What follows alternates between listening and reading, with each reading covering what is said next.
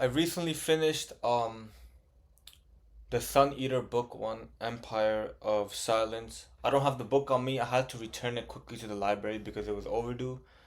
But yeah, this is gonna be a review. If I do get into spoilers, I'll let you guys know, but I'll try not to spoil anything. I most likely won't. I just wanna talk about what I felt about this book and what I liked about this book and what I did not like about this book. So, for those who don't know, Empire of Silence by Christopher Rocchio. Rocchio. I don't know if I'm saying it right. Rocchio. Uh, so Christopher Rocchio wrote this book, and it's a series. I think there's five books out right now, or seven. I'm not sure. I don't remember. But I did already put a hold on book two, and I will be reading that when I get it. So, for those who don't know, Empire of Silence is about a 19-year-old named Hadrian Marlowe, and basically, Earth is no longer, and humanity has moved on into space. Civilizations are in space now, and Hadrian's father is a ruler of a planet. And this story is about Hadrian and how he breaks free from his father's expectations and pressure from him, and how he breaks free from societal pressure. But as he breaks free, he ends up in a more worse place. Now, this is a guy who basically has everything. He has money, he has power, his father's wealthy, but he is not happy because his father wants him to do certain things when he gets older that he does not want to do. So he escapes, and so his whole thing, right? Hadrian's whole thing is that he wants to become a scholar, okay, just like one of his masters. So I'm not gonna go into too much details. I don't want to spoil anything, but the point is that things don't go as they planned, and he ends up in this other planet. Many years pass by while he's frozen in the ship, and like what I don't understand is even now, like as I finish the book, they never fully explained what happened to his ship. I hope later on we get to find out what happened and how he landed in that planet, because he woke up um on the streets. And sorry, he woke up in a hospital bed, but he was on the street, and yeah, I hope they explain that. That's one of the things I was okay, what happened, they don't really explain it. But yeah, one thing leads to another, and things just go from like good for him to bad to worse. Like it just keeps going down. His life just keeps getting more and more horrible. He ends up on the streets, he's poor, he becomes a beggar. Then he makes his way into the Colosseum. He becomes a gladiator. And then there's more things that happen after that, which I'm not going to get into detail because I don't want to spoil anything. But yeah, his whole point is that he wants to leave this planet. He wants to become an explorer, a scholar. But he can't. It's not that easy for him. He's trapped on this planet. He really is trapped on this planet. And the book was really good, but it just wasn't what I was expecting. And again, I'm not like sad about that, like, because I still thought the book was really good. Originally, I thought this book was gonna be about Hadrian, and he's going from planet to planet, and it's gonna be like a galactic exploration. He's meeting all these different people, and there's gonna be like some kind of evil, and he has to defeat the evil. I thought it was gonna be like that, like he's going from planet to planet, he's exploring the stars and everything. Very, you know, a story like that. But it wasn't like that because he gets stuck on the planet. He gets stuck on the planet, and he's there for the whole entire book. Like, I think by the time I was like more than halfway done with the book, I kind of figured and I realized, okay, yeah, he's definitely not leaving the planet in this book. And but yeah, other than that, it's a very slow burn book. Like, it's a lot of build up, a lot of build up. And I feel like it's like that because this is a big complaint I have about this book. Big complaint because I don't know and I don't remember any other book doing this. The synopsis for this book, for book one, the Sun Eater book one, the synopsis was different from what the story was about. This synopsis, so basically, the synopsis was is a description of the book. It says that he kills 4 billion humans, okay, and he wipes out an entire alien civilization called Cielcin. I don't know how to pronounce it, Cielcin. But And as I'm reading it, it doesn't happen. The 4 billion kill does not happen. I'm more than halfway done. I get up to the part where he gets his first kill, and still it doesn't happen. And I'm okay. Why would they? Why would they put the description of him killing 4 billion people in this book when it might happen in book 2 or book 3 or book 4? Why put it in book 1? Because now I'm expecting that, but now I realize that this whole book is like a build up towards that synopsis that doesn't happen in this book. It will happen in later books, which was very very disappointing.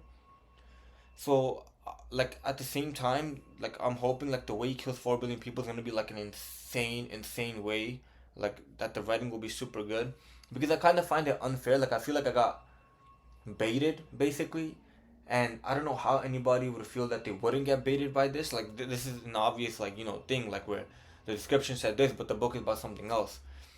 The description of a book should not be about the entire series. It should not be about book 2, book 3, book 4, book 5, 6, 7. It should be about that specific book. That's what the description should be about.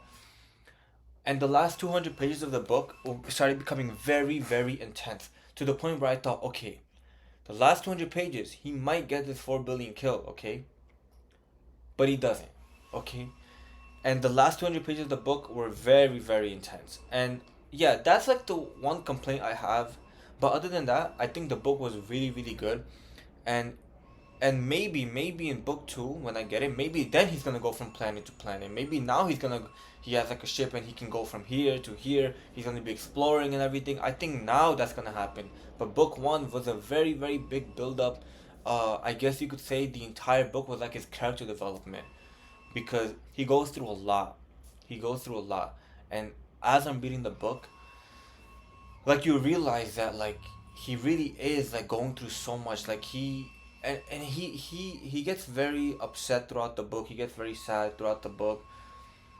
And but at the same time he's still moving forward. But at the same time, like things become so hopeless for him that it truly feels like everything is lost. Like that's it. He's defeated.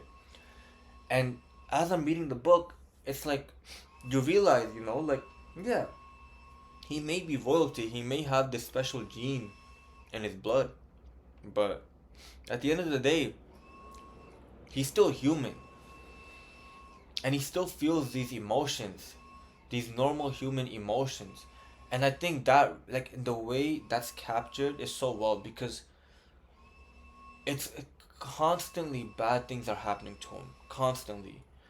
And there's so many different aspects, in a romantical way, in a best friend kind of way, in seeing people die kind of way, like the deaths of people, and the stuff that he's going through, like everything just it just snowballs into this one big personality he has. And it makes you remember that he is human, he is going through these things, and he's not like his father. He's not like these other royalties who are so cruel to people. He is actually a kind-hearted person. And that's also why I really want to see what leads to this 4 billion kill. What leads to him wiping out an entire species, and killing 4 billion humans. I want to see how this plays out. How does he go from this kind, selfless person to killing 4 billion people? And I'm excited to read book 2. But yeah, I just wanted to talk about this real quick. I thought the book was really good. And once I realized that he is stuck on this planet for the rest of the book, then like my opinion on it kind of changed. Where I thought, okay, let's see it from that perspective. Let's not see it from my perspective. Let's not see it from the perspective of thinking like, oh, he's gonna go from planet to planet, have these exploring, uh, you know, parts. Like he's exploring everything. That's not gonna happen. Now I think in book 2 that might happen, but let's see. I think overall the book was a really fun read. Lots of characters, lots of lore. I really like the lore in the book. I really like the galactic world building, like the civilizations. There's different kind of civilizations and different kind of species, and I'm really excited to see what more we're gonna see, because again, space is infinite and it's very big, and I want to see what this world has to bring, because in this book the author does introduce characters from different planets, but everything is set in one planet. The book is set in one planet, and now I'm excited to see them actually go to a different planet in book 2 and meet different people, meet different species, and and actually be there instead of hearing about it or them coming to him. Now he's going to them, if that makes sense. So yeah, I'm really really excited to see how this goes. And another thing that I wanted to talk about was his personality. The character's personality has like a very, there's a scene that happens in the last like 200 pages of the book, and it's so out of character for him. It's like an instant shift in his character. But at the same time, when he changes, it's because he also remembers all the stuff that has happened to him. So there's kind of like a reason for it. And in a way, it was getting built up to him kind of changing, but then you don't really realize it until it happens. The change was very quick, and he and the character, because it's in first person writing, he even says like, I thought about when I did this, and I thought about when I did that, you know, and that, I think in that moment he changed, and it happens in like these tunnels. I don't want to go into too much detail. I don't want to spoil it, but yeah, I definitely recommend this book to anybody who's interested in a space sci-fi themed kind of book, a genre like that. It's not, first book is not him going from planet to planet to planet exploring things. He does get stuck on a planet, but it is a build up towards the lore, the story, the characters.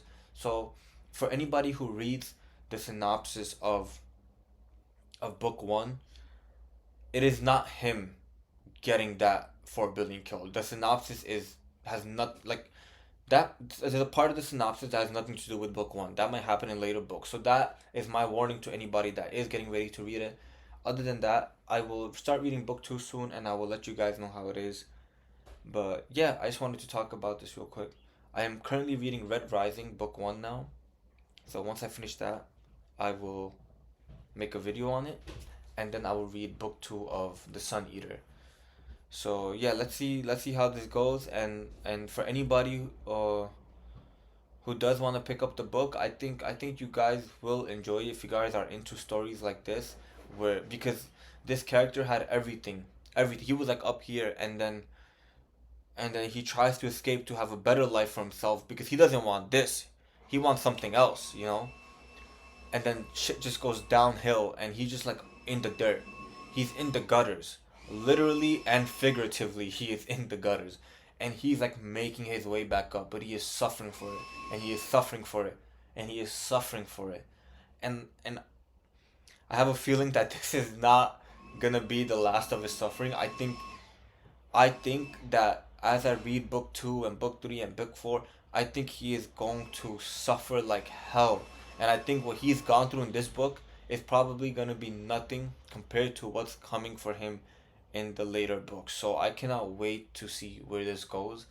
And yeah, I hope it meets my expectations. And that's it for the video. Thank you guys for watching, and I will make a video on Red Rising maybe when I'm done with it, or maybe when I'm halfway done with it. But yeah, thank you guys for watching the video. I'll see you guys next time.